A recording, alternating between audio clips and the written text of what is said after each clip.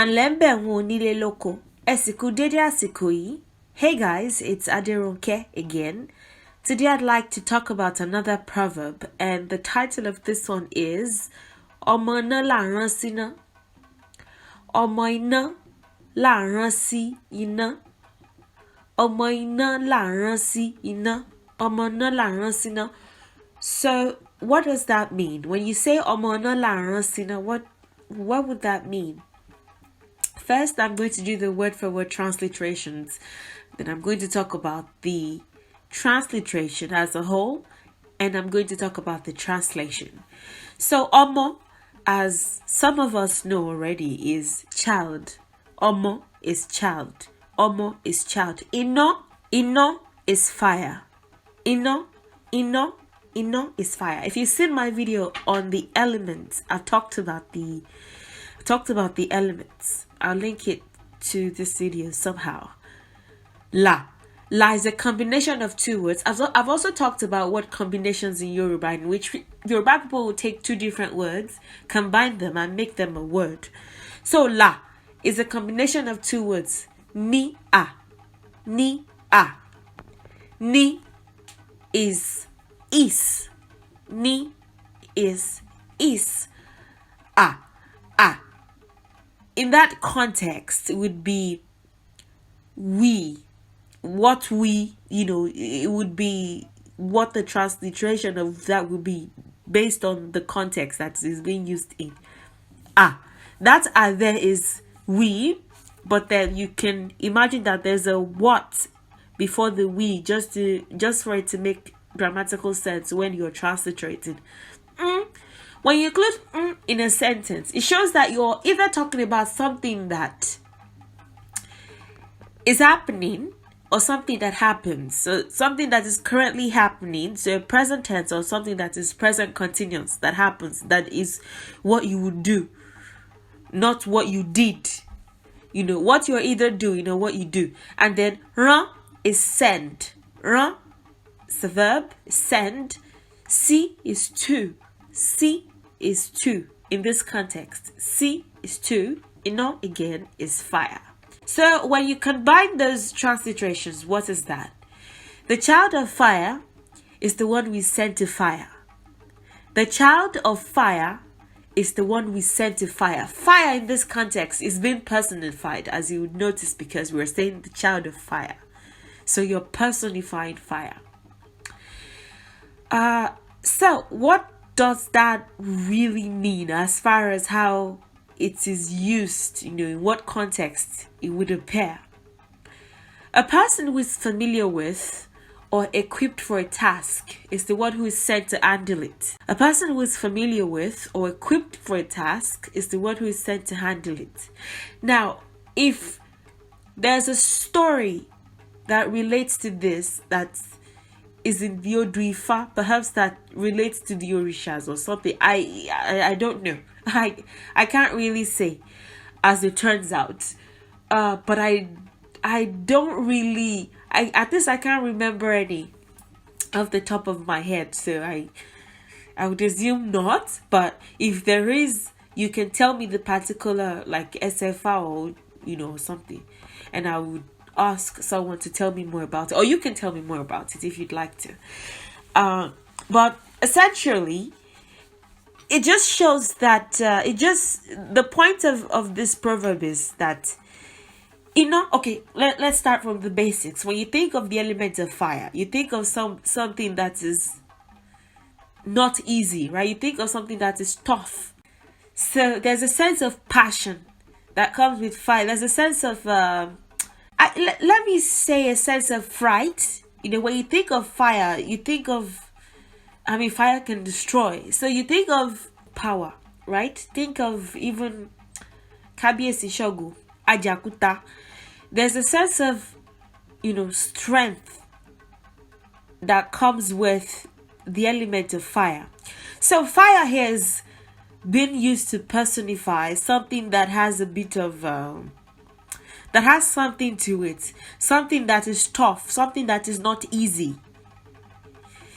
So it is the child of fire that is sent to fire. What does that mean? It is someone who can bear the intensity of a thing, or someone that is used to it, that you send to it. Let me give you scenarios. Let's say that there's a security hacker. By the way, a computer hacker is, according to Wikipedia, any skilled computer expert that uses their technical knowledge to overcome a problem. So don't immediately think of a security hacker. If you're on a date with someone and they say, I do hacking for a living, I'm a hacker, don't look at them with that, oh, it is you people kind of face. They might actually be doing something legit. It is security hackers that do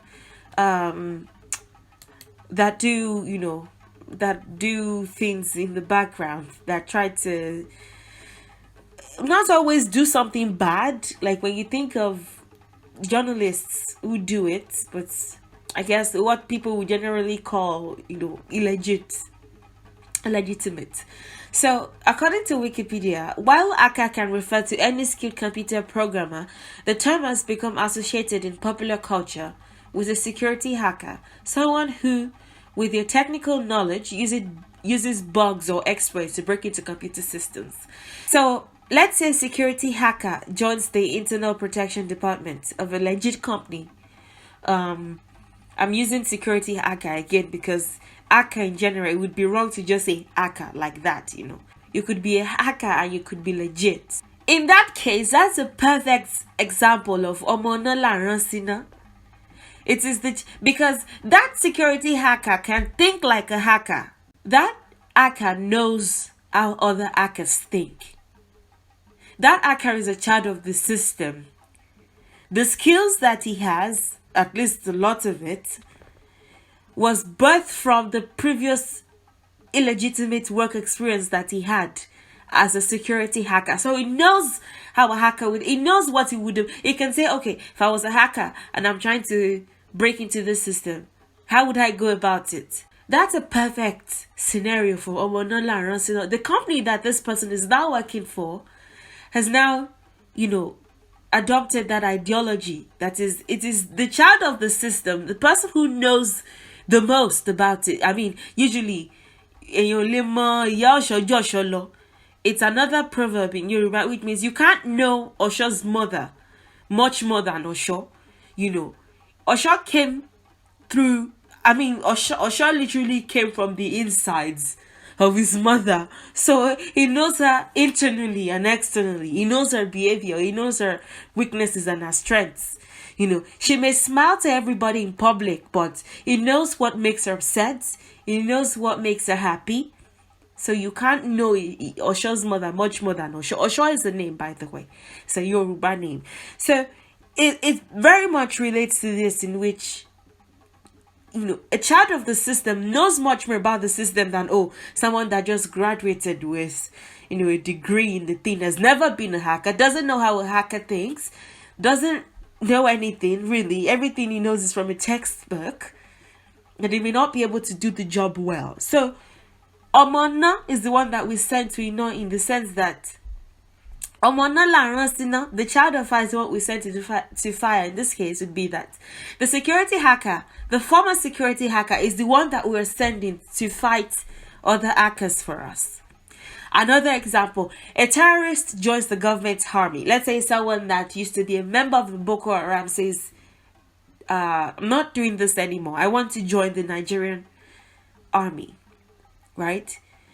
It would be a valuable resource. It would be the Omona Timorasina, because it knows what their like how they hide out. It knows how they think. It knows where they live. It probably knows like a lot of your future plans even. Is the best person to sell them out, so to speak. Let's say that an intelligent mathematics student is sent to an international competition by the school. This is someone who doesn't even need a calculator to do most calculations.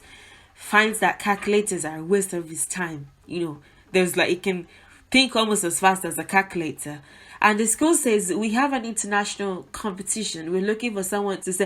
Of course, they won't send the student that probably gets an F in mathematics and doesn't even like the subject at all. They send the child of fire to fire. They send the person who knows a lot about mathematics, knows the insides and the outsides and all that there is to know to win a competition. That's the one that you send to fire, not the one who doesn't know anything, who, by the special grace of the ancestors, gets an F every time. Just because that's not what they're here on earth to do. As a matter of fact, it's not a part of their life plan at all. Maybe they want to become let's say they're here to become an artist. They don't care about mathematics at all, so there's no point. It doesn't mean that they're not as intelligent that's the mistake that people make, especially in Nigeria.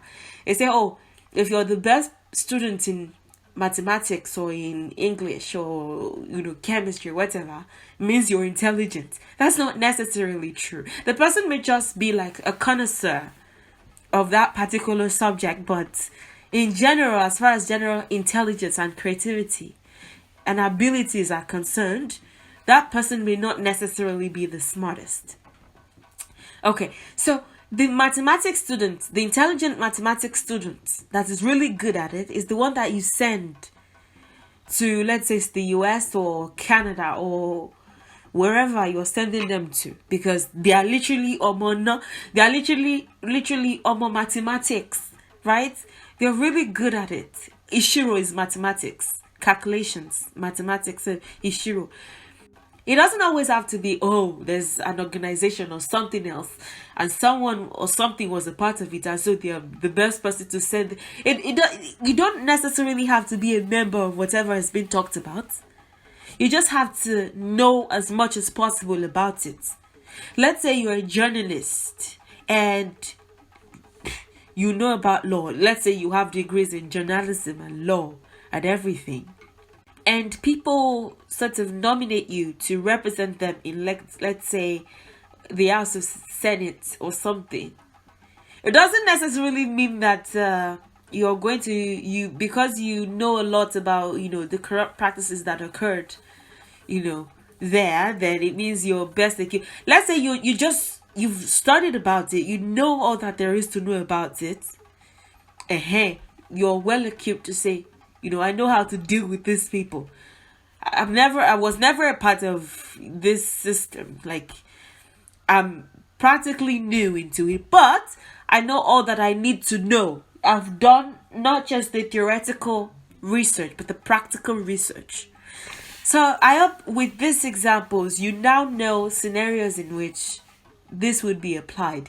If you have any questions about this, please don't hesitate to ask me. Again, if I can think of like a scenario, I mean, of course there would be scenarios of this in the Oduifa, don't get me wrong, but I'm just saying something that specifically says it this way, or in any of the Ifa verses, I'll let you know, but so far I don't think so. I just think it's like it's metaphorical in nature, but it's also a proverb. Ina is a metaphor for something, like I said, but as a whole, it's a proverb. So if you want to use it as a metaphor, you could say, Omo ina ni won ran sina. Let's say I'm trying to tell my friend, let's say my friend tells me, this security hacker is the one that we hired in our company. I'll say, Omo ina le ran sina. It's the child of fire that you guys are wanting to send to fire. This person knows about it, so probably the best person to do it. So Omo ina le ran sina, or Omo ina le ran sina. It is the child of fire that you are sending to fire. But this is what the proverb is. Omo ina la ran sina. It is the child of fire that we send to fire. We send the person that is most equipped, to do something, to do it. Okay. So please like, share, and subscribe. And like I said, please ask questions. And continue to support my channel in whatever ways that you feel led to. And I'll see you in the next video. Have a good day and goodbye.